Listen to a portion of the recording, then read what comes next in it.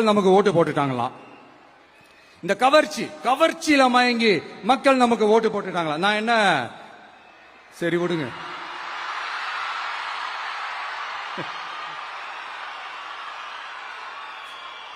மக்கள் அவங்களுக்கு ஓட்டு போட்டா அந்த மக்கள் நல்லவங்களா, அதே மக்கள் நமக்கு ஓட்டு போட்டா அந்த மக்கள் கெட்டவங்களா? தற்குறியா? இதே மக்கள் தான் இத்தனை வருஷமா உங்களுக்கு ஓட்டு போட்டுட்டு இருந்தாங்க. உங்களுக்கு மட்டும் என்ன வேற ஏதாவது பிளானட்ல இருந்து குதிச்சு ஓட்டு போட்டு போனாங்களா? தற்குறியாமா? தற்குறி நல்லா வருது, வேணான்னு பாக்குறேன்.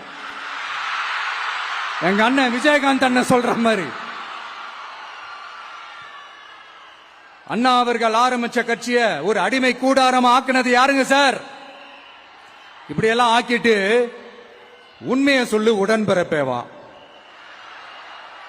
உங்களோட அந்த உண்மையான உடன்பிறப்புக்கெல்லாம் என்ன சொல்றாங்க தெரியுமா சார்? திமுக இப்படி ஆனதுக்கு காரணம், அந்த காரணத்தை வெளியில எல்லாம் போய் தேடாதீங்க, உங்க குடும்பத்துக்குள்ளே கேளுங்கிறாங்க. உங்களுக்காக மாடா உழைச்சி தேஞ்சு போய் கிடக்கிறோம். திமுக இப்படி ஆனதுக்கு காரணம் உழைக்காம சொகுசா இருக்கிற உங்க குடும்பத்துக்குள்ளேயே போய் கேளுங்கிறாங்க. ஒவ்வொரு திமுக தொண்டனும் அதை சொல்றாங்க. அதை புரிஞ்சிக்காம நம்மளையும் நம்ம மக்களையும் தப்பா பேசிக்கிட்டு, நீங்க மக்களை தப்பா பேசுனீங்கன்னா இந்த விஜய் வந்து கேள்வி கேட்பான், சும்மா இருக்க மாட்டான். இந்த விஜயும் தமிழ்நாட்டு மக்களும் வேறு வேறு இல்லை.